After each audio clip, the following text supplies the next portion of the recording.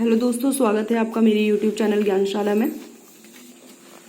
उत्तराखंड परीक्षा वाणी का ज्योग्राफी का अध्ययन हम कर रहे थे। इस क्रम में हमने ज्योग्राफी से रिलेटेड पहला वीडियो देख लिया है। ये दूसरी वीडियो है। इससे पहले भी परीक्षा वाणी से संबंधित वीडियोस इस चैनल पे आ चुके हैं, आप उन्हें देख लीजिएगा। जो टॉपिक है भौगोलिक विभाजन, मैं इसको डिटेल में चैनल में करवा चुकी हूँ, एक बार आप उसे देख लीजिएगा।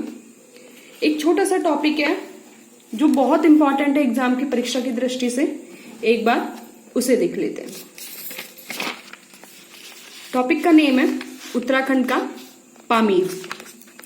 उत्तराखंड का पामीर क्या है, किन राज्यों में यह स्थित है, यहां से सामान्यतः प्रश्न पूछ लिए जाते हैं।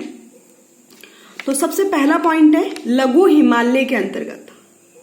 कौन सा हिमालय है? लघु हिमालय, न बृहद हिमालय है न शिवालिक हिमालय है। कौन से हिमालय की बात कर रहे हैं? लघु हिमालय की बात कर रहे हैं।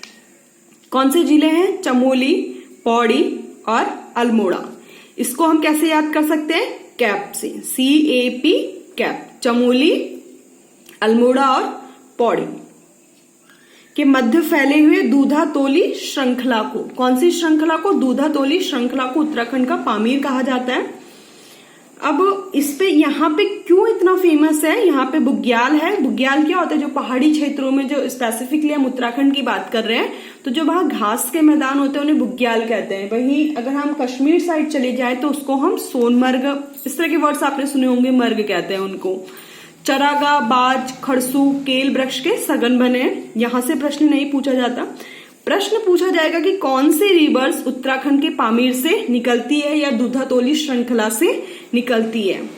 तो पहला पॉइंट जो याद रखने वाला है, पश्चिमी रामगंगा है। कंफ्यूजन नहीं आना है, पूर्वी रामगंगा नहीं है, पश्चिमी रामगंगा है।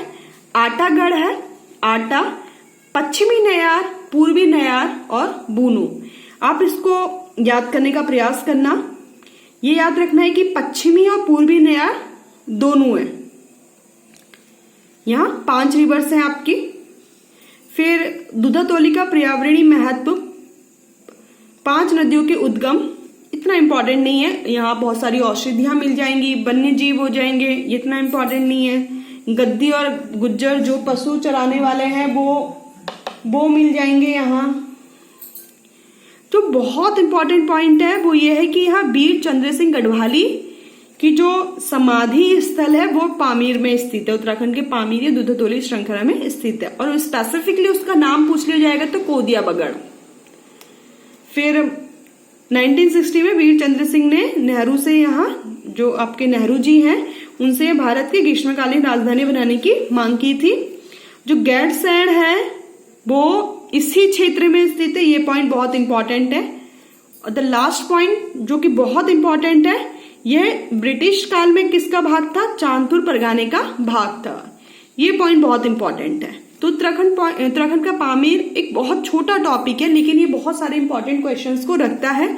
स्पेसिफिकली हम एक बार मैं इसको छोटा सा रिवाइज करा देती हूँ, ब्रीफ कर देती हूँ। लघु हिमालय, 3 राज्य चमोली, पौड़ी, अल्मोड़ा, जिसको हमने कैप से याद कर लिया था। हमने यहाँ रिवर्स पढ़ी थी। पूर्वी रामगंगा नहीं है, पश्चिमी रामगंगा है। आटा है, आटागढ़ है, पश्चिमी नयार है, पूर्वी नयार है और बूनो है।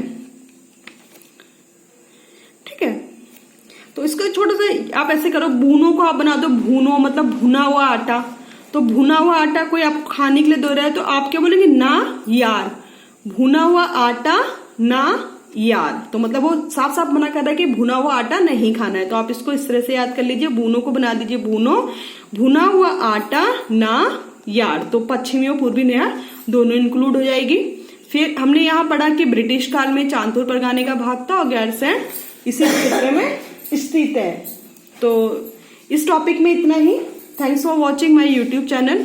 Please do share and subscribe my YouTube channel, ताकि आपको उत्तराखंड की परीक्षा से संबंधित आपको अच्छा क्वालिटी कंटेंट मैं आपको प्रोवाइड कर सकूं, ताकि मुझे मोटिवेशन मिलता रहे। Thanks a lot.